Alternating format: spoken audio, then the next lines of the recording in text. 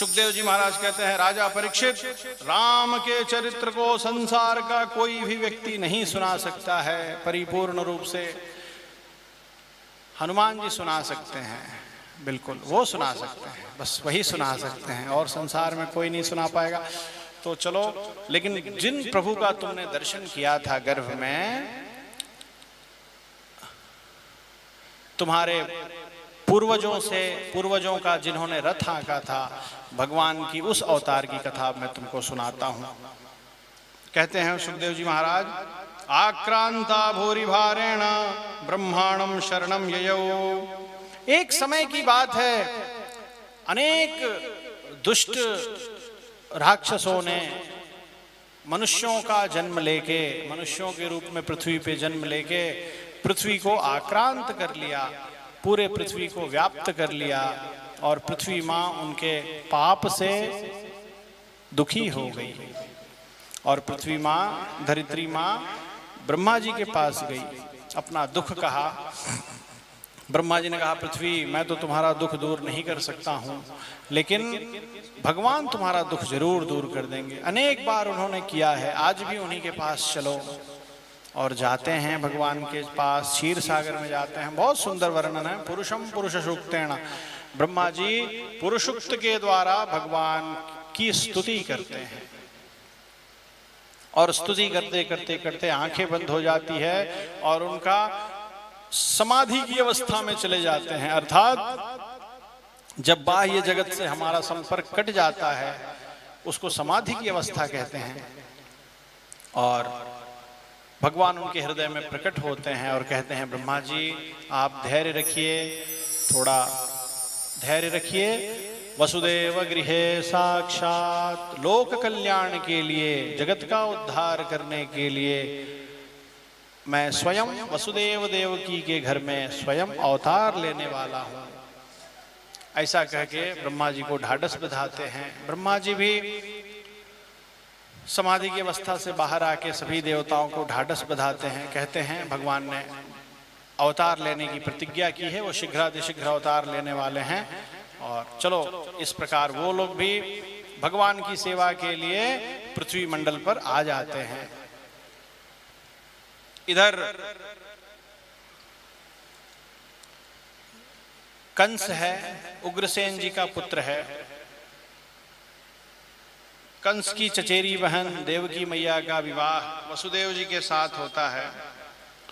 कंस को अपनी बहन से इतना प्रेम है, भगिनी से इतना प्रेम है कि विदाई के समय वो स्वयं रथ की बागडोर पकड़ के स्वयं सारथी बन के रथ लेके जा रहा था। भगवान को उसका पाप का घड़ा जल्दी भरना था, उसके पाप के घड़े को भरने में भी थोड़ा समय था।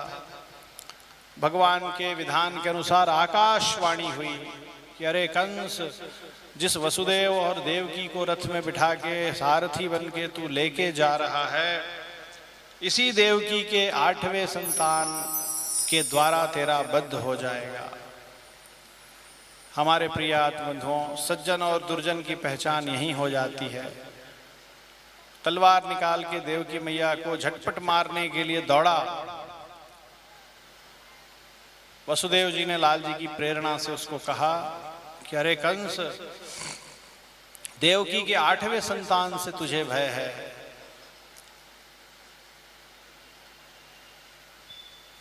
छोटा शिशु तेरा क्या बिगाड़ लेगा? नहीं नहीं, मैं भय के मूल को ही नष्ट कर देता हूं, इसी को मार देता हूं, ऐसा कहा। वसुदेव जी से प्रतिज्ञा लिया, बहुत अनुनय विनय करने पर प्रतिज्ञा लिया कि तुम जन्म लेते के साथ सभी छोटे बच्चों को ला ला के हमें दे दोगे। हमारे प्रिय आत्मबंधुओं, दास क्या विस्तार से इस प्रसंग को बताए। सबका सार यही है, सबका परिणाम यही है कि मैया को और वसुदेव भैया जी और देवकी मैया को ले जाके कारागृह में डाल दिया। जिन्होंने कभी बेड़ियां नहीं देखी थी, उनके हाथों पैरों में बेड़ियां डाल दी, नाना प्रकार के कष्ट दिए, जेल खाने में बंद कर दिया।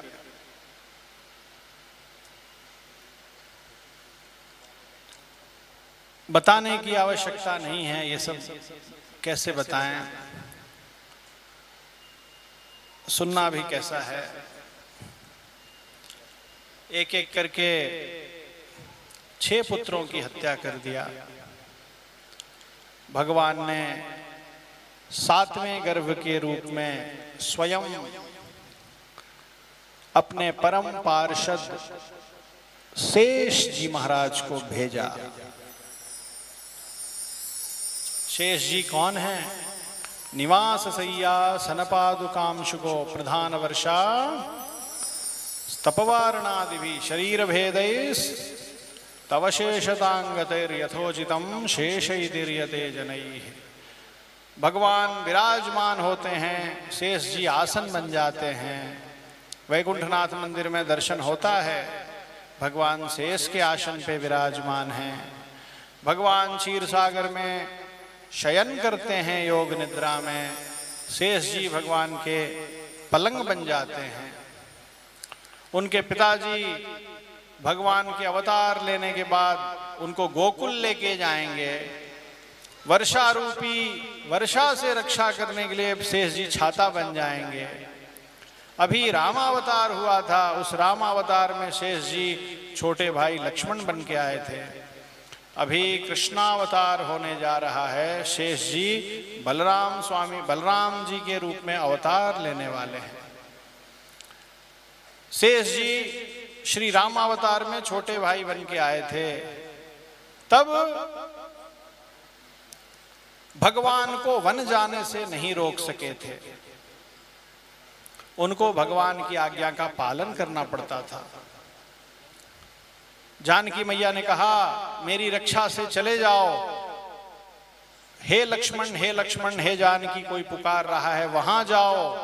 लक्ष्मण जी जानते थे वो माया मृग है, फिर भी माता जी की आज्ञा थी जाओ, तो वो चले गए। सीता मैया का अपहरण हो गया।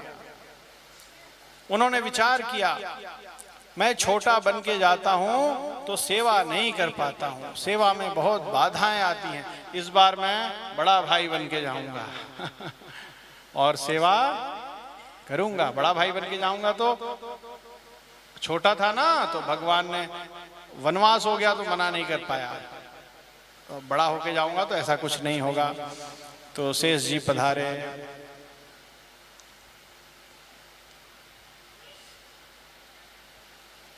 भगवान ने योग माया को आज्ञा दिया। 7वीं संतान शेष जी हैं, देवकी मैया के गर्भ में हैं। हे योग माया, उन्हें आप वहां से आकर्षित करके रोहिणी मैया के गर्भ में स्थापित कर दो। संकर्षण, एक गर्भ से दूसरे गर्भ में विराजने वाले महाप्रभु। पूरे मथुरा में हल्ला मच गया, देवकी का 7वां गर्भ नहीं रहा। 8वें संतान के रूप में स्वयं अखिल कोटि ब्रह्मांड नायक अनंत कल्याण गुण विशिष्ट आश्रित वत्सल भगवान स्वयं पधारे। भगवान के अवतार का समय नजदीक आ रहा है। हमारे प्रिय आत्म बंधुओं, भगवान के अवतार के पूर्व प्रकृति मंडल, ये पृथ्वी माँ, ये प्रकृति, नक्षत्र, ग्रह, तारे सब भगवान के स्वागत की तैयारी करने लगे। पृथ्वी फल फूल से भर गई, नदी का जल एकदम स्वच्छ हो गया, हवा एकदम शीतल हो गई और समुद्र एकदम शांत हो गया। जो समुद्र सदा गरजता रहता है वो एकदम शांत हो गया। आकाश से बादल छट गए, सभी तारे सौम्य हो गए। प्रकृति के स्वामी स्वयं भगवान श्रीमन नारायण, जो प्रकृति के मालिक हैं, वो स्वयं आ रहे हैं। इसलिए प्रकृति ने पूरी तैयारी की और बड़ा सुंदर समय है, बहुत प्रसिद्ध है। सिंह मासे सिते पक्षे रोहिण्याम अष्टमी तिथि, अष्टमी तिथौ चरमार्थ प्रदातारम कृष्णम वंदे जगद्गुरुम। इस शुभ समय में उस जेल खाने के अंदर भगवान का अवतार हुआ। तमद्भुतम बालकम अम्बुजेक्षणम। वसुदेव देवकी ने देखा कि उनके सामने शंख चक्र गदा पद्म लेके स्वयं श्रीमन नारायण प्रकट हुए हैं। देवकी मैया ने कहा, प्रभु आपको देख के मेरे अंदर दास भाव आता है और आप मेरे पुत्र हो के आए हैं तो हमारे अंदर बाल ममत्व आना चाहिए, तो प्रभु आप कृपा कीजिए। तो मैया के प्रार्थना को सुन के वो चतुर्भुज भगवान छोटे बालक के रूप में उनके गोद में प्रकट हो गए। बोलिए श्री कृष्ण कन्हैया।